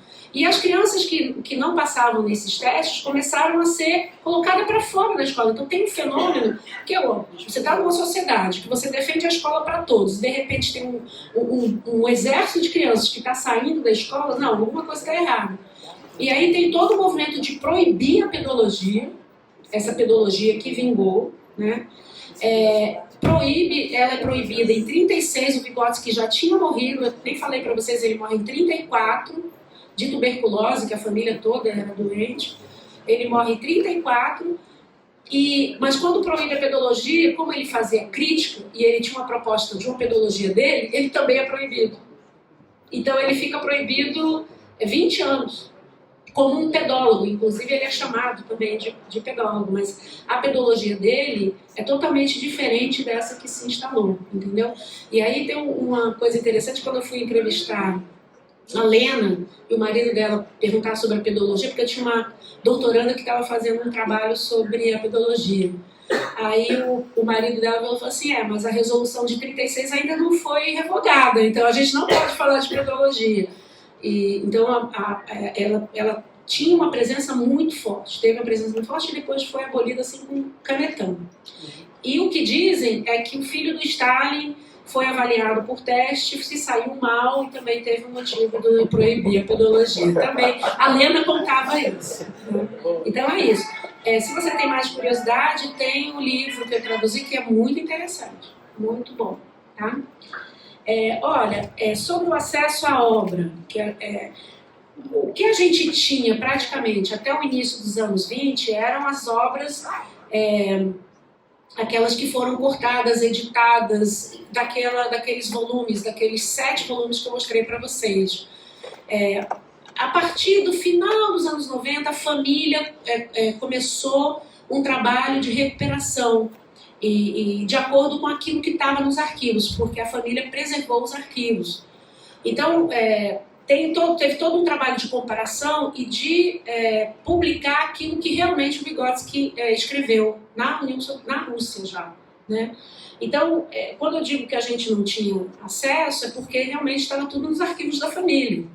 E assim, não é que eu chegue para a família e fale assim, libera aí para mim. Não, imagina, não é não é assim, né, que funciona. Mas eu faço consultas, por exemplo, quando eu tenho uma dúvida de um termo, eu peço para olhar no original, eles são muito solícitos, assim, traduzindo as aulas de pedologia, traduzindo outros textos, tinha coisas que a gente não compreendia e eles me ajudavam. Então, assim, agora, esse primeiro volume que eu mostrei para vocês, a obra toda crítica teatral dele, e o segundo volume é toda a crítica literária, a gente não tinha acesso. Ela só estava nos arquivos da família, então estão saindo agora. Né? Então a gente está tendo acesso agora, mas é um acesso público, acesso para todos. Né? Então a gente está tendo acesso, por exemplo, à monografia que ele escreveu sobre o Hamlet, que estava guardada nos arquivos, e não a que saiu publicada, editada lá nos anos 80 e tudo. Entendeu? Então a gente está tendo acesso agora a essa obra, e é uma coisa valiosa. Né? Porque é entender que ele chega na psicologia pela arte. Isso é, né, interessante. A Ana, é você, né? Que você perguntou sobre a dificuldade de aquisição da tradução. Foi isso, né? Foi isso que você me perguntou? Foi? Porque eu anotei aqui também acesso à obra. E sobre a defectologia. Bom, defectologia também é um termo que se usava na época, mas para vocês saberem, né, como informação, até hoje a Rússia forma especialistas defectólogos, porque eles chamam, é assim que eles chamam, o especialista que vai trabalhar o que a gente chama hoje de criança com deficiência. Do meu ponto de vista, tá, é uma opinião minha, e a gente conversa muito com a Beth também defende isso, para o Vygotsky não existe deficiência. O que existe é um desenvolvimento. É uma pessoa com desenvolvimento menos comum. Então a gente tem que entender o desenvolvimento dessa pessoa. E o desenvolvimento dela, a compensação, digamos, não é uma criança que nasceu cega, por exemplo, que a gente focar na cegueira, naquilo que ela não tem. Por isso que eu acho que não tem deficiência. Não é deficiência, porque você vai focar naquilo que ela não tem? Não, você tem que focar naquilo que ela tem. Então é focar no desenvolvimento dela. É trabalhar com aquilo que ela possui. E não no que ela está ausente, de repente. Né? Então a gente não vai pensar, então a compensação é sempre social. Então se ela não enxerga, o que a gente vai fazer para que ela desenvolva as funções culturais? para que ela desenvolva o pensamento lógico, para que ela desenvolva a memória, para que ela vai ser por outros caminhos que não vão ser iguais a de uma criança que enxerga. Né? Então é revolucionário. Do meu ponto de vista, o pensamento dele para a deficiência, né, é uma visão assim, revolucionária. A gente até hoje na educação não se compreendeu isso. Não se tem essa compreensão. Né? E aí ele desenvolve um conceito, não desenvolve tanto um conceito de compensação social, porque ele vai dizer que toda compensação de um defeito vai se dar na relação social. Né? Então, não é o defeito o centro da atenção. Né? Então, ele tem uma frase muito bonita que ele diz, a gente fica, e ele criticando inclusive o que estava colocado na época, né? A gente concentra a nossa atenção nos quilos de doença, que ele chamava também de doença, né? E não conseguimos enxergar os quilos de saúde que tem na criança. Então ele está chamando a atenção assim, a gente tem que ver as possibilidades e não aquilo que impede o desenvolvimento. Né? Então eu falo sempre para os meus alunos assim, não é constatar que a criança, por exemplo, não fala, mas é o que você, como adulto, como professor, como profissional, vai fazer para que ela fale, para que ela se comunique, para que ela desenvolva esse instrumento cultural para o seu autodesenvolvimento e para o seu autodomínio. Então, assim, sintetizando, né, agora, no livro, inclusive vou dar disciplina agora de problemas da defeitologia na pós-graduação, lá na UF, e a gente vai ler o livro, que é um livro que tem 8 textos, ele falando dos problemas da defeitologia, falando da criança surda, falando do desenvolvimento que na época se chamava assim, né, retardo mental e tudo. Então, entender que, para Vygotsky, o mais importante é o desenvolvimento. O conceito que ele mais fala na obra dele é desenvolvimento. Né? Você trabalhar com esse conceito muda muita coisa, porque a aprendizagem pressupõe um fim. E ele não fala de aprendizagem, ele fala de atividade. Isso é fundamental. Eu não sei se eu respondi tudo. Faltou alguma pergunta? Bom, vamos abrir então para mais um bloco de 3 perguntinhas e depois a gente encaminha para o encerramento. Eu vou fazer para tentar falar. Tem uma aluna ali. Você pode vir aqui? Uma aluna, o professor Rafael. Estou abrindo pergunta. E a professora Márcia. Posso invadir a tela aí? 4. Bom, obrigada pela palestra. Calma. Falei a ordem. Boa noite, meu nome é Ingrid. Eu tenho uma pergunta e me pediram para fazer uma pergunta também, não sei se pode. Mas vamos lá. Eu queria saber qual é a correlação da arte com o que você chamou de zona de conhecimento eminente. O que isso está tão empregado dentro da filosofia do Vygotsky. E tem uma outra pergunta de um amigo meu. Paulo, você me paga. Ele fala que o Vygotsky ele defende a instrução do ensino. Isso disparou um insight nele com a teoria do fundamentalismo do Immanuel Kant. Aí ele queria saber se tem alguma correlação. Caramba, vai ser bem a hora de resposta. O professor Rafael Vassalo, depois a Márcia Mira e A Lígia. eu estou apontando. Estou fazendo a ordem. Eu vou lá rapidinho. Boa noite, professora. Obrigado pela palestra. Bom, foi tratado aqui sobre a questão do ensino, da aprendizagem, do desenvolvimento, essas diferenças, mas e uma crítica. Eu acho que já saiu uma boa crítica em relação a esse processo aqui no Brasil. Eu acho que eu gostaria de ouvir um pouco mais acerca dessa temática, que eu acho que é bem impregnada nas práticas, né, que a gente vê dentro das nossas salas de aula, dos nossos bancos escolares.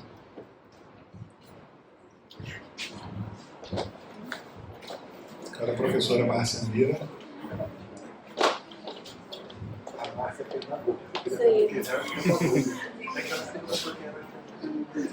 Boa noite a todos, professora. queria, mas por uma curiosidade mesmo. A gente sempre faz aquele contraponto do Piaget com Vygotsky, da contemporaneidade dos dois, né? Eles viveram... E havia mesmo assim alguma rixa, alguma... Sabe essas coisas assim que a gente tem curiosidade, mas nunca sabe de fato? E aí eu queria saber porque você ficou tão próxima, tanto da família quanto da toda a trajetória da construção da obra intelectual. E em algum momento ele cita, ele se refere a Piaget em algum momento? Se refere vários Ah, beleza. Lígia. Obrigada, professora. Vai ser difícil. Tá preso. Fala alto, fala alto. Obrigada, professora. Eu aprendi muito com você. Eu só quero ler Vygotsky trazido por você. E assim, eu queria saber onde foi encontro todas essas obras suas, assim, além da tese, né, que é fácil a gente localizar, essas outras obras, livros, de artigos. Eu queria saber qual é o caminho para chegar até vocês.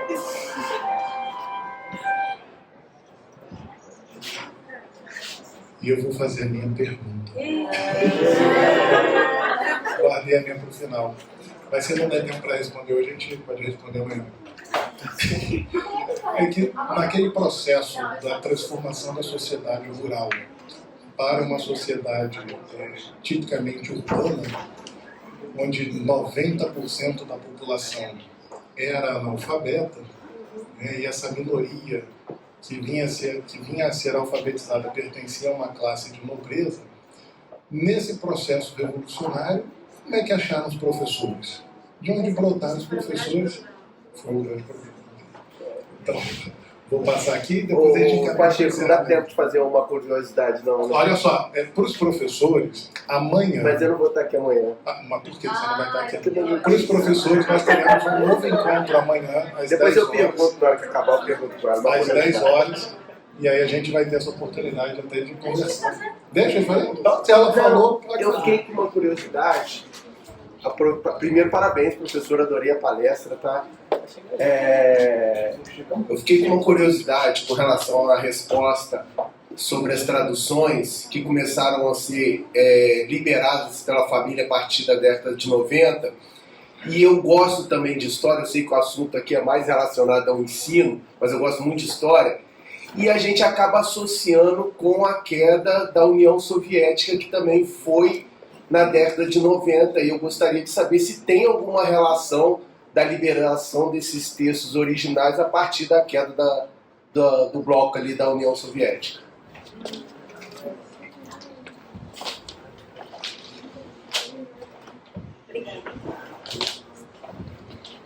Então, a Ingrid pergunta sobre a relação arte e o desenvolvimento iminente, né? Então, Ingrid, assim, a arte serviu muito de impulsionamento para o Vygotsky desenvolver a teoria dele, né? Então, assim, a gente não vai encontrar nos textos que ele fala de arte o conceito do desenvolvimento iminente, porque o conceito do desenvolvimento iminente é muito mais no escopo da psicologia que ele cria, da teoria mesmo que ele cria, entendeu? Agora, a arte proporcionou a ele a pensar nessa... na verdade, pensar assim, a psicologia no início do século XX era uma psicologia que dizia, não, o objeto de estudo nosso é a consciência, mas a consciência é algo inatingível, a gente não pode estudar a consciência. E aí quando vem quando tem a revolução, e você fala, não, tem que botar a psicologia em bases marxistas, no materialismo histórico dialético. Então, na verdade, a tarefa é você materializar, quer dizer, você tornar realmente o objeto da psicologia, a consciência como objeto da psicologia, né? E aí o Vygotsky faz isso muito bem quando ele fala do autodomínio, do domínio das nossas funções. Porque quando ele fala de consciência, é a gente dominar as nossas funções, é dominar o nosso comportamento. Entendeu? Obviamente que isso, se a gente pensar na arte, quando ele fala a arte educa nossas emoções e que ela visando um comportamento futuro, é porque ele diz, olha, a gente lê um romance e a gente se emociona, né? A gente se emociona, a gente sente, mas a gente não sai, por exemplo, chorando. Às vezes até você chora, né? Vendo um filme, por exemplo, até cai uma lágrimazinha e você faz assim rapidamente para ninguém ver. Mas você, por exemplo, você se aborrece com o personagem, você não sai esmurrando o personagem, né? Então a arte serve, quando ele fala que é para educar nossas emoções, é nesse sentido.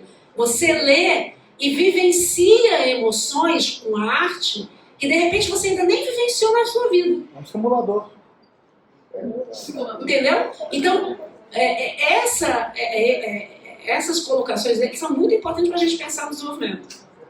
Entendeu? Então, é interessante porque tem um estudioso que foi aluno do Vygotsky, Eukonen, que falava o bebê, muito cedo, no recém-nascido, muito cedo, tem as primeiras manifestações de emoção. Sabe? E a emoção é um fenômeno muito presente no bebê. Né? Dizem hoje que tem por exemplo, vários tipos de choro no bebê. E que já distinguem mais de 14 tipos, né, de choro. E que na verdade, o bebê não fala, o bebê não se comunica, a não ser pelo choro. E já é uma manifestação emocional. Entendeu? Então, isso é muito interessante a sua pergunta, tá? Mas eu te responderia assim. Eu acho que aqui eu posso juntar a do seu colega, que terceirizou. Pergunta, é esse que está do seu lado aí? Não? Ele foi... E do Rafael, que é essa coisa do ensino, aprendizagem e desenvolvimento. Então, o que eu, na verdade, e as práticas hoje, né, colocadas hoje, o que, na verdade, eu estou trazendo para vocês é que as traduções da obra do Vygotsky, no lugar de instrução, traduziram como обучение, né, que é em russo, traduziram como aprendizagem. E o Vygotsky não está preocupado com a aprendizagem, inclusive ele não fala de aprendizagem. E durante muito tempo se falou de relação aprendizagem e desenvolvimento. Por que ele não fala de aprendizagem? E por que a gente, inclusive, é um equívoco? Porque as teorias da aprendizagem tratam da aprendizagem e para as teorias da aprendizagem o meio é neutro. Para o Vygotsky o meio jamais vai ser neutro. Então para ele, por exemplo, não existe a pessoa e o meio. A pessoa e meio formam uma unidade que ele traduz num conceito de vivência. Então a vivência é a unidade da pessoa meio. Então o meio tem um componente importantíssimo para nosso desenvolvimento. Então o que eu estou trazendo para vocês é que é errado botar na boca do Vygotsky a aprendizagem. Ele está falando de uma atividade, que é instrução. Inclusive, instrução porque admite o instruir-se. Quando ele fala de autodomínio, ele fala de autodesenvolvimento, ele também admite que nós nos instruímos também, né, de forma autônoma. Então essa é uma questão. Agora, eu acho que não preciso falar das práticas, né, professor? Porque só falar disso, a gente já olhar, né, se a gente realmente vai focar na aprendizagem, é você focar em algo que você quantifica, que você atribui uma nota. E o Vygotsky, por exemplo, o conhecimento é um instrumento cultural. Ele é um possibilitador de desenvolvimento, é um impulsionador de desenvolvimento. Então, é dominar o conhecimento para poder impulsionar o conhecimento para impulsionar o meu desenvolvimento. E aí, se a gente pensar nas nossas práticas, obviamente que as nossas práticas se pautam pelas teorias da aprendizagem e não na teoria histórico-cultural, né? Que é uma crítica que ele faz, inclusive, às velhas teorias. Em relação ao Piaget e Vygotsky cita em muitos trabalhos o Piaget. Ele estudou muito o Piaget e eu acho muito, assim, eu não dou psicologia na minha universidade, não. Na verdade, a disciplina que eu leciono lá é a Organização da Educação no Brasil, que tem uma história interessante, que foi a única disciplina que me exigiram para revalidar o diploma. E hoje eu leciono essa disciplina, então foi interessante. Mas onde ele mais, assim, que ele mostra um estudo muito aprofundado é no Pensamento e Fala, no capítulo que ele vai falar da teoria do Piaget. E o que eu penso, assim, são duas teorias diferentes. E cada uma tem seu valor. Né? Então, falam muito assim, não, porque eu vejo as pessoas, não, porque o Vygotsky superou. Não existe isso. As teorias são teorias. E cada uma tem o seu escopo, tem a sua base epistemológica. Agora, ele pega o Piaget, ele elogia o Piaget, porque o Piaget desenvolve o conceito de fala egocêntrica, né? Mas ele faz uma crítica também ao Piaget. Inclusive, quando o Piaget diz que ele está analisando apenas os fatos. E aí o Vygotsky vai dizer, não, mas quem analisa os fatos, analisa de um ponto de vista. Então o Piaget querendo, né, ficar neutro, e ele vai falar, não, mas você está analisando. E a base é biológica, né, muito mais biológica do que histórica e cultural. Né? Mas ele elogia também Piaget. Então é aquela coisa, não dá para você juntar duas teorias simplesmente, né? Você, na verdade, estudar uma, estudar outra e ver que são diferentes, né? E ele estuda o Piaget por causa da fala. O Piaget vai estudar a fala da criança. Então ele estava preocupado com o estudo da fala e do pensamento, como se desenvolve a fala e o pensamento como dois fenômenos humanos. E o teórico que tinha estudado isso muito era o Piaget, que traz esse conceito de fala egocêntrica.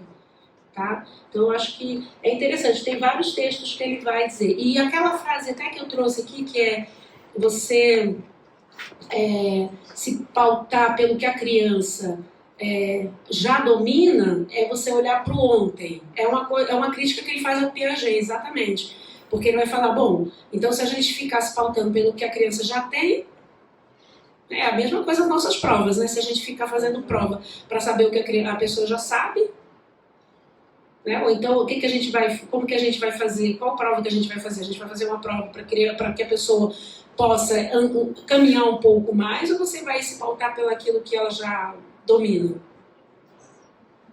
É meio, né? Acho que a gente tem coisas aí para pensar. Bom, eu tenho, olha, mais fácil acessar minha obra no Google. Você vai no Google, bota meu nome e aparece várias coisas lá. Tem até vídeo que eu nem vejo, porque eu não gosto, mas tem muito vídeo. Eu não tenho site nem nada, mas tá no Lattes também. Se você quiser acessar o Lattes, tá tudo lá, né? Hoje a gente tem que manter o Lattes atualizado e tudo, né? E a pergunta do Marco, né? Quer dizer, a questão dos professores foi um grande problema. E foi um grande problema exatamente por causa disso. Então, o que e obviamente que você tinha que formar. Inclusive o Vygotsky também participou desse movimento de formação de novos professores, né? E na verdade, foram criados instrumentos de regular a atuação do professor para poder aproveitar os professores da antiga, mas aqueles que queriam colaborar. E nem todos queriam colaborar.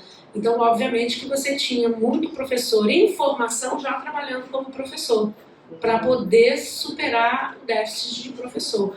Mas foi uma coisa assim de um movimento, assim, de formar professora, assim, a toque de caixa mesmo. Tem que formar professor para botar na escola, né? E aqueles que queriam colaborar ficaram, né? E a última é a questão da queda da União Soviética e a relação. Obviamente que isso tem uma relação, né? Eu não trouxe aqui para vocês, mas, por exemplo, o Vygotsky ficou proibido 20 anos, de 36 a 56. Em 56, o Stalin já tinha morrido, lança um livro dele. E a União Soviética publicava, tipo assim, livros de literatura, né, Dostoiévski, Tolstói, 100 mil exemplares. Ou seja, era assim, uma coisa para o povo ler. O livro do Vygotsky, que foi organizado pela Gita, pelo Luria, eram investigações psicológicas, alguns textos dele. Teve 3 mil exemplares. Então virou uma raridade imediatamente.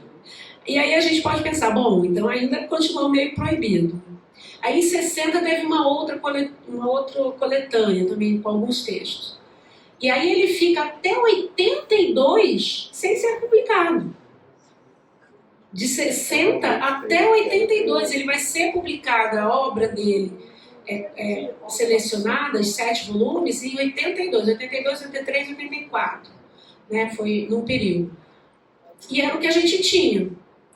Obviamente que com a queda da União Soviética, a gente não pode esquecer também que o Vygotsky era um judeu, que era de uma família, né? Os parentes também, então tinha uma certa preconceito, existia, né? Até hoje tem. E ele começa a ser realmente publicado, alguns originais já corrigidos, 94, 96, sai a biografia da Gita, que escreveu. A Gita escreveu uma biografia sobre o pai. E aí sai também a bibliografia inteira da obra dele, que a coautora dela fez. E aí, obviamente, que a gente começa a ter acesso à obra mais autêntica, original dele, dos arquivos. Obviamente que a família começa a fazer esse trabalho.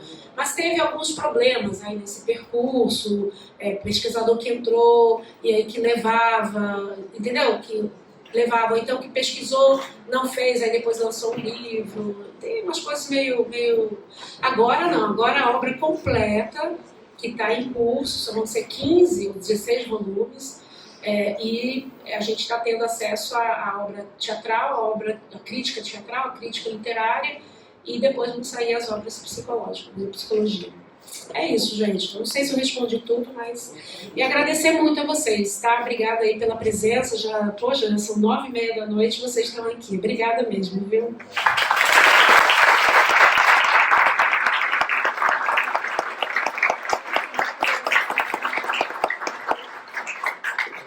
Para encaminhar aqui para o encerramento, convido aqui o professor Marco Aurélio Espírito Santo, como representante aqui da coordenação de curso, e a professora Renata, como coordenadora do curso de licenciatura em matemática, do curso de licenciatura em física, com as palavras de encerramento.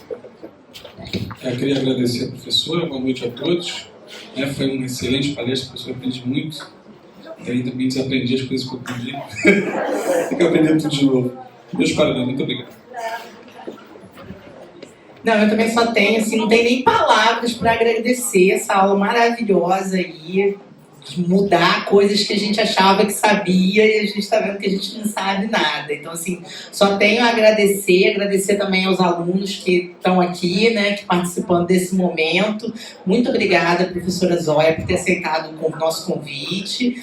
Tem um coffee breakzinho lá, gente. E quem está com a lista de presença também, por favor, devolver aqui. São coisas de ordem prática, mas são importantes. E agradecer mais uma vez a professora Zóia. Obrigada.